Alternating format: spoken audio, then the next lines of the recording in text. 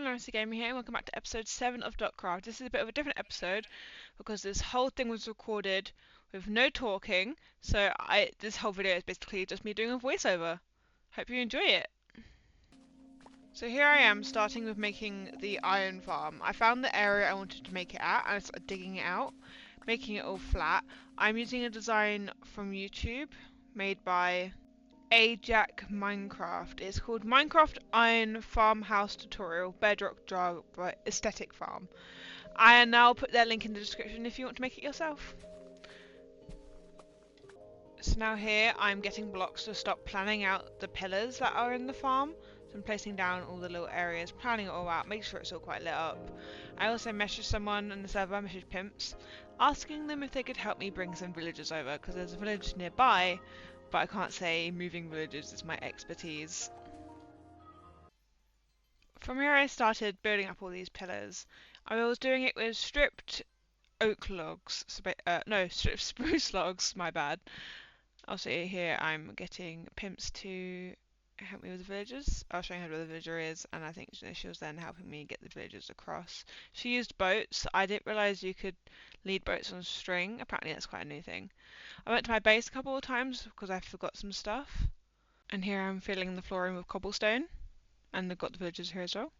Getting a lot more spruce wood because I did not realise how much spruce wood this would actually need.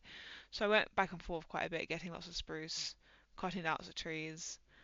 And turns out when you plant 4 spruce saplings next to each other, it gives a lot of wood. The only downside is it changes the grass, but the amount of wood it gave really helped me with making this. I then also needed to get wheat.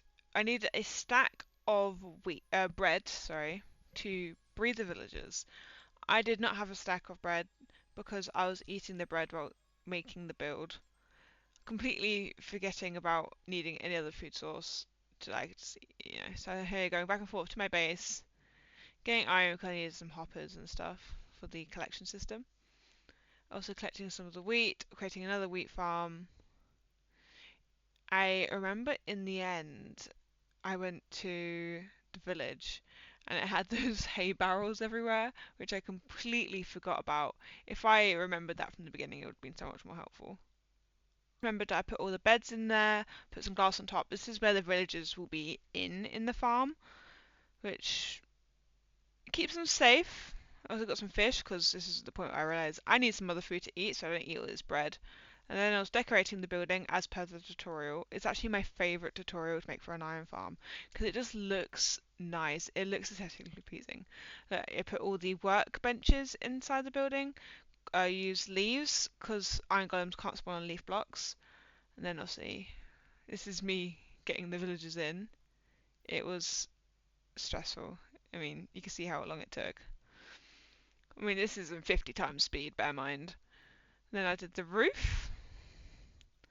And then I think I was getting more of the bread now because I was needing it. Put campfire on, going back to my base, grabbing more wheat, and then did the thing that would kill the iron golems, aka a lava bucket. So I went to the nether, got some lava, came back out, gone all the way back because only one of us on the server so far that has another portal, so we kind of use that one. So here and go back to the base.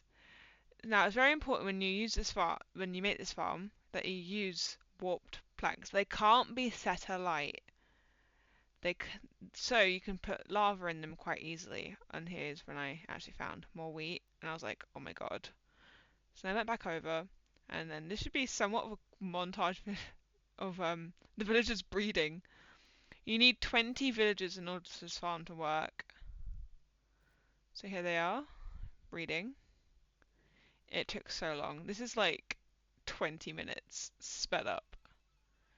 Because obviously, once they breed, it takes 20 minutes for them to turn to an adult. And I did not want to leave this until I knew they had all fully grown up.